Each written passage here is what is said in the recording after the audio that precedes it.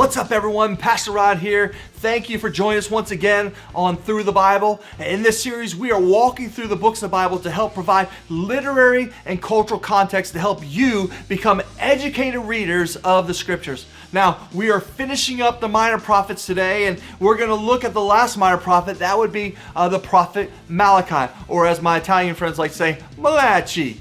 And so, sorry about that. And Malachi is the final book of the Hebrew Scriptures. And chronologically, Malachi takes place sometime around 430 BC.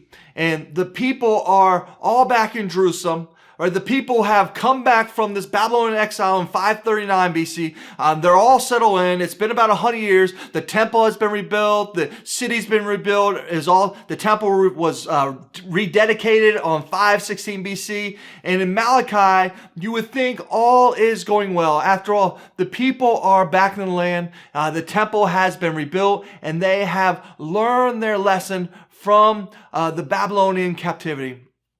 But in Malachi, God says this. He says, I've got a couple bones to pick with you. In fact, God says, I have 8 bones to pick with you. God says, I have 8 issues that I want to discuss with you. And so in chapter 1, in verse 1 of Malachi, turn there with me, Malachi chapter 1, verse 1, it says, a prophecy, the word of the Lord to Israel through Malachi.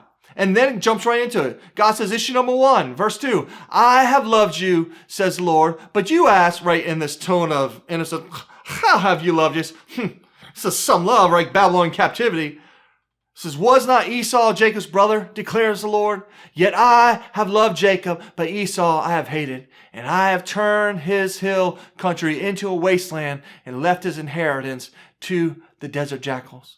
Now, with that verse, everyone always says, why did God hate Esau? And this is a much bigger conversation. But let me say this just for today, that the better question to ask is this, is why did God love Jacob? Right? Jacob was a terrible man, but Jacob becomes the father of the 12 sons that found the 12 tribes of Israel. Right? Esau becomes the father of the Edomites, and we talked about the Edomites when we looked at the book of Obadiah. But from Jacob to Esau, right, struggling in the womb of Rebekah to these 2 brothers struggling, then the 2 nations struggling, and then we saw it finish these 2 men at the foot of the cross with Jesus and Herod.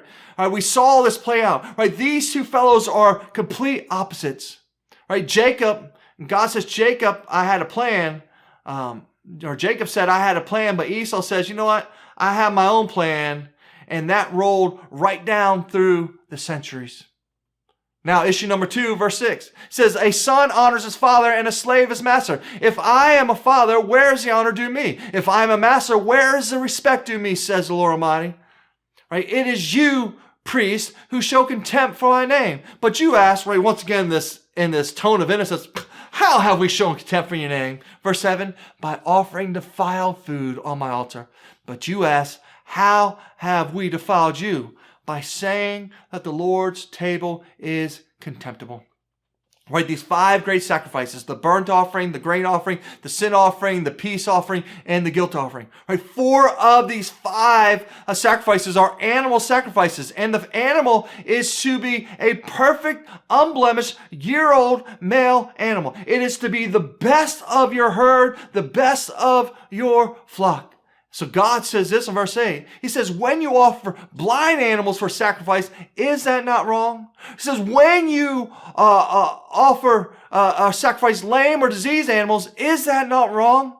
He says, you give to me the stuff you don't want, and then you write it off in your taxes. And God says, is that not wrong? And God continues on. It says, try offering them to your governor. Would he be pleased with you? Would he accept you, says the Lord Almighty?